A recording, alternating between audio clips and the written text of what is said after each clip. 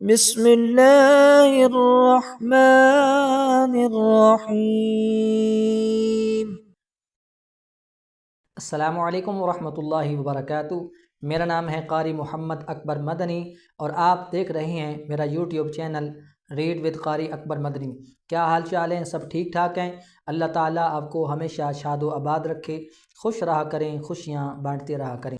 ناظرین کرام، پچھلی ویڈیو کے اندر ہم نے حروف مرکبات کی پریکٹس کی تھی اور انشاءاللہ اس ویڈیو کے اندر ہم حرکات کے بارے میں بات کریں گے کہ حرکات کسے کہتی ہیں اور حرکات کہاں آتی ہیں اور ان کو کیسے پڑھا جاتا ہے۔ اسی طرح ہم را کے بارے میں بات کریں گے کہ را کو کب موٹا اور کب باریک پڑھا جاتا ہے، اور الف اور حمزہ کا فرق بھی جانیں گے کہ الف کب تک الف رہتا ہے اور کب اس کو حمزہ پڑھا جاتا ہے۔ لیکن ویڈیو شروع کرنے سے پہلے آپ سے ایک چھوٹی سی گزارش ہے کہ ہماری ویڈیو کو لائک اور شیئر کریں۔ اگر ہمارے چینل پر نئے ہیں تو ہمارے چینل کو سبسکرائب کریں، بیل آئیکن کو پریس کریں تاکہ ہر نئی آنے والی ویڈیو بآسانی آپ تک پہنچتی رہے۔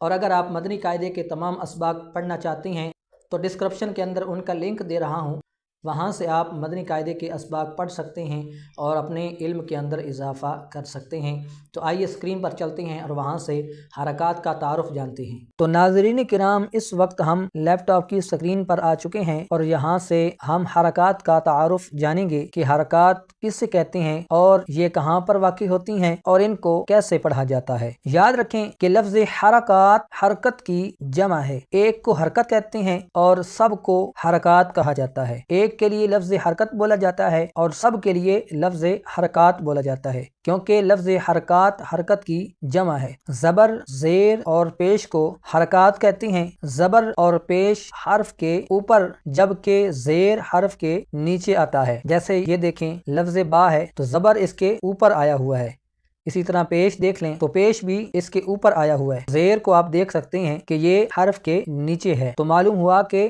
زبر اور پیش حرف کے اوپر آتا ہے جبکہ زیر حرف کے نیچے آتا ہے۔ جس حرف پر کوئی حرکت ہو اسے متحرک کہتے ہیں، جس حرف پر کوئی حرکت ہو اسے متحرک کہتے ہیں۔ یہاں پر آپ کو میں ایک بات عرض کروں گا، ان ناموں کو آپ نے یاد رکھنا ہے کیونکہ یہ نام آگے چل کر آپ کے کام آئیں گے۔ جیسا کہ مثال کے طور پر لفظ حرکت، یہ بھی آگے آپ کے کام آئے گا، اسی طرح لفظ متحرک یہ بھی آگے آپ کے کام آئے گا، اور اسی طرح لفظ حرکات یہ بھی آگے چل کر آپ کے کام آئے گا۔ تو یہاں پر جو نام آپ کو بتائے جائیں ان کو آپ نے یاد رکھنا ہے۔ اب آگے چلتے ہیں اور جانتے ہیں کہ زبر کو کیسے پڑھتے ہیں۔ یاد رکھیں، زبر کو منہ کھول کر پڑھیں گے اور زیر کو آواز نیچے گرا کر پڑھیں گے اور پیش کو ہونٹوں کو گول کر کے ادا کریں گے۔ جیسے مثال کے طور پر یہی لفظ با لے لیں، جب اس کے اوپر زبر آئے گی تو اس وقت ہم پڑھیں گے با زبر با، اور جب با زبر با پڑھیں گے تو اس وقت ہمارا منہ کھولے گا، با زبر با، با زبر با۔ جب زیر کو پڑھیں گے تو اس وقت ہماری آواز نیچے کی طرف آئے گی، جیسے با زیر بی، با زیر بی، با زیر بی۔ اور اگر پیش کو دیکھیں تو پیش کو پڑھتے وقت ہمارے ہونٹ گول ہوں گے، با پیش بو، با پیش بو، با پیش بو۔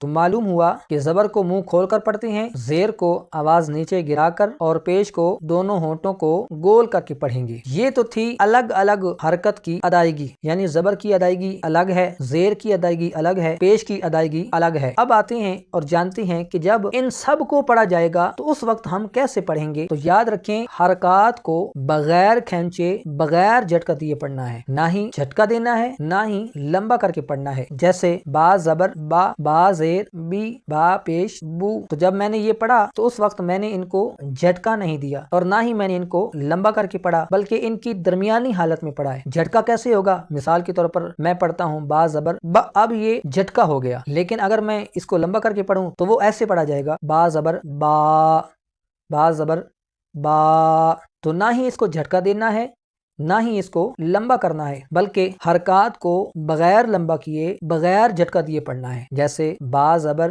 با، با زیر بی، با پیش بو، با بی بو۔ ٹھیک ہے، اب آتے ہیں الف اور حمزہ کی طرف اور ان کے درمیان فرق جانتے ہیں کہ الف کب تک الف رہتا ہے اور کب اس کو حمزہ پڑھا جاتا ہے۔ تو یاد رکھیں، अलिफ तब तक अलिफ रहता है जब तक उस पर कोई हरकत या जज़म ना आए। दोबारा समात फरमाएं। अलिफ तब तक अलिफ रहता है जब तक उस पर कोई हरकत या जज़म ना आए। जज़म क्या होती है सबक नंबर 7 के अंदर आएगी और वहाँ हम जानेंगे कि जज़म किसे कहते हैं। तो अभी के लिए इतना ही आप याद रखें कि अलिफ के ऊपर कोई हरकत या जज़म ना आए उस वक्त तक अलिफ अलिफ रहता है, लेकिन जब उस पर कोई हरकत या जज़म आ जाए तो उस वक्त अलिफ हमजा में तब्दील हो जाता है। आसान अल्फाज में समझा दूं तो यूं समझिए कि अलिफ तब तक अलिफ रहता है जब तक उस पर कोई चीज नहीं होती, लेकिन जब अलिफ के ऊपर कोई चीज आ जाए, जैसे हरकत आ जाए, जज़म आ जाए, तनवीन आ जाए, खड़ी हरकत आ जाए, कुछ भी आ जाए, तो उस वक्त अलिफ अलिफ नहीं रहता बल्कि हमजा बन जाता है। अब आखिर में रा के बारे में जानते हैं कि रा को कब मोटा और कब बारीक पढ़ेंगे। तो याद रखें रा को पुर और बारीक पढ़ने की जो तफसील है वो आगे आएगी, लेकिन यहाँ पर सबक के एतबार से हम जानेंगे कि रा को कब मोटा और कब बारीक पढ़ा जाता है। तो याद रखें कि रा पर जबर या पेश हो तो रा को मोटा और जब जेर हो तो रा को बारीक पढ़ेंगे। जैसे ये देखें, ये जबर है और ये पेश है, तो जब जबर और पेश पढ़ा जाएगा तो उस वक्त रा को मोटा पढ़ेंगे। जैसे रा जबर रॉ, रा जबर रॉ, रा जबर रॉ, रा पेश रू, रा पेश रू, रा पेश रू। लेकिन जब बारी आएगी रा पर जेर पढ़ने की तो उस वक्त रा को हम बारीक करके पढ़ेंगे। कैसे? रा जेर री। फर्क देखें कितना फर्क है। रा रू ये मोटा पड़ा गया और अब देखें बारीक कैसे पढ़ा जाता है, री री। अब इन तीनों को हम तरतीब से पढ़ते हैं और फिर फर्क जानते हैं कि देखें इनके अंदर फर्क कितना है। जैसे रा जबर रा, रा जेर री, रा पेश रू। तो उम्मीद है आपको बात समझ आ गई होगी। अगर कोई बात आपको समझ नहीं आई या और कोई आप बात पूछना चाहते हैं तो इस वीडियो के अंदर मेरा व्हाट्सअप नंबर मौजूद है, आप मेरे व्हाट्सअप नंबर पर रब्ता करके वो बात पूछ सकते हैं। तो ये था हरकात का तारुफ कि हरकात किसे कहते हैं, हरकात कहाँ वाक़ई होती हैं और उनको कैसे पढ़ा जाता है। अगली वीडियो के अंदर इंशाल्लाह हम मुतहर्रिक हुरूफ की प्रैक्टिस करेंगे और इनको बताए गए तरीके के मुताबिक पढ़ने की कोशिश करेंगे। अपना बहुत सारा ख्याल रखिएगा। मिलते हैं नेक्स्ट वीडियो में। दुआओं में याद रखिएगा। अस्सलामु अलैकुम वरहमतुल्लाहि वबरकातुहू।